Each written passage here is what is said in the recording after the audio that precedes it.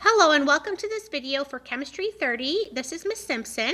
We are looking in the organic unit at organic reactions today. So my last video did the first three reactions: combustion, addition, and substitution. This video we're going to look at elimination and esterification. And in fact, esterification we kind of already looked at in our video when we talked about how to name and draw esters. So we'll review that and then look at elimination. So starting with esterification. So esterification is the formation of an ester, which if you remember again from that video is when a carboxylic acid and alcohol join together, also forming water. Now the most common catalyst used for this reaction is sulfuric acid. So above the arrow you might see H2SO4 written instead of catalyst. Cat again means catalyst. Okay, either or you'll see written on there. Having sulfuric acid doesn't always mean it's an esterification reaction. In order to be an esterification reaction, it has to be an acid with an alcohol. So this is methanoic acid, and it is reacting with methanol. Okay, so what's going to happen is the hydrogen comes off the acid, the OH comes off the alcohol. They again are removed and combined together to make a molecule of water, and your ester forms. So once those are gone, this is now gone and this H is gone, this carbon can bond to that oxygen. Okay, so my ester would be C double bond O with one H on it, bonded to the carbon from the alcohol, which is just carbon with 3 hydrogens. Okay, so the name of that ester would be methyl for the alcohol side, methanoate for the leftover acid side, methanoate. So methyl, methanoate, 2 words. Like I said, when I'm doing reactions with my students on a quiz or test when they have written, they have to name the organic molecules only. Okay, so you're not naming water, but you're naming the methanoic acid, methanol, and methyl methanoate. Let's look at another example for esterification. Okay, here I'm just going to review again how to name your organic molecules. So starting with my acid, this has 3 carbons, so it would be called propanoic acid. And my alcohol also has 3 carbons, so it is called propan-2-all, because you have to say where the OH is if it's on carbon 1 or 2. Now, here's the key to this reaction. Carbon 2 is the carbon that's losing the OH. Okay? So carbon 2 is the carbon that has to bond to the oxygen. Now, don't forget that water is one of your products and your ester. This is how I'm going to draw the ester. Okay? I'm going to draw it. I have 3 carbons on my acid side, and then carbon 2 is going to bond to the O from the alcohol side. Okay, so sometimes I find it easier to kind of draw it like that, or you can draw it like this. Carbon 2 is bonding to the O, leaving carbon 1 bent as a branch. Okay, those are the 2 different ways you can draw this. So when it comes to naming now, that's my acid side.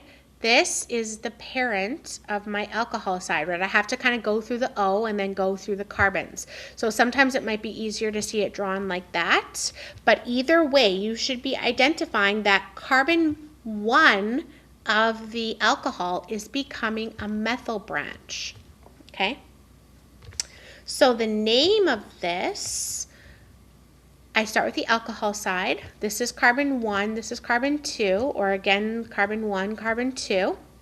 So on carbon 1, there is a methyl branch, and the parent on this alcohol side is now 2 carbons, so that's ethyl.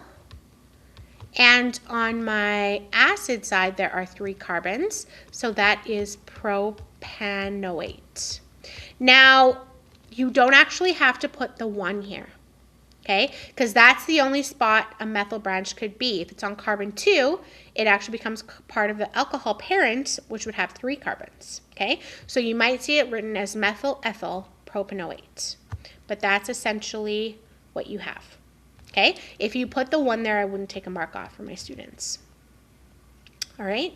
So that is esterification. Don't forget your water. Right? Students are usually really good at the ester, but they forget the water sometimes. So don't forget water, right? Because this H and this OH together combine to make water. And you can write water as H2O or HOH. It doesn't really matter. But that's what you have as one of your products and the ester. Okay? The other reaction that we're going to look at is elimination. So elimination is a reaction that can actually happen in a variety of ways. The first most common way is when an alcohol has water removed. You're going to form an alkene and water. Okay, so for example, this reaction down here, this is ethanol. It is reacting by itself. There's nothing else reacting with it. Okay, carbon 1 is going to lose the OH of the alcohol. The neighboring carbon, carbon 2, is going to lose an H. Okay, so that when these get removed, again, water is one of my products. The other product is the 2 carbons that each lost an H and an OH make a double bond between them. So this becomes ethene. Okay, so ethanol, carbon 1 is losing the OH, so carbon 2 has to lose an H so that they each can have another bond forming between them to make a double bond. That's the most common way you're going to see elimination. It could also happen though when you have an organic halide and the hydroxide ion is added to it because you're adding a base. Okay? Then you could also just have a alkane where the hydrogen is removed and you form an alkene. Okay? So I think I have some examples of these 2 on the next slide. If not, I'll go back and do this third one here. Okay? Here's the halide that has a base being added to it. Okay?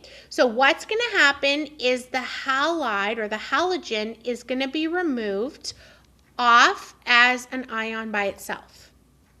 The carbon neighboring the carbon that had the halide is going to lose its hydrogen, and that hydrogen is going to bond with the hydroxide to make water. Okay? Then again, the 2 carbons that each lost a chlorine and hydrogen can now form a double bond between them. So if I were to name these,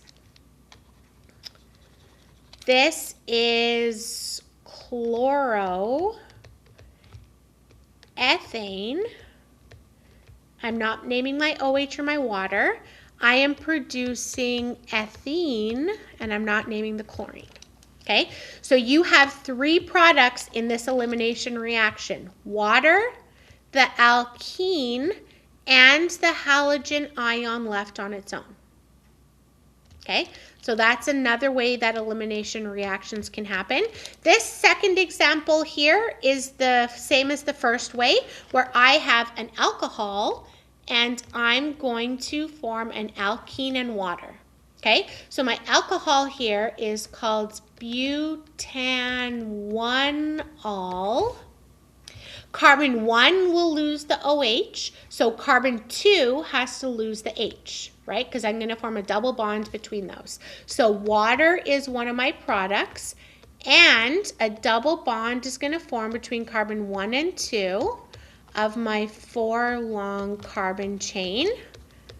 Carbon 1, 2, 3, 4. So this is but-1-ene being produced from my butan-1-all.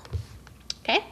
So those two are gone so that we can form a double bond in between those.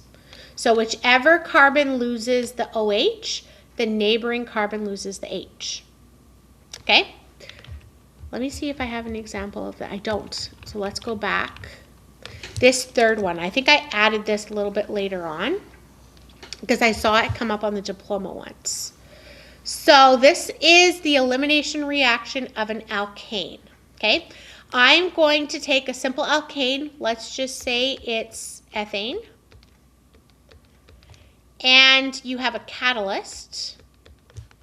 And to the ethane molecule, all we're doing is removing H's. Okay? So this H and this H get removed.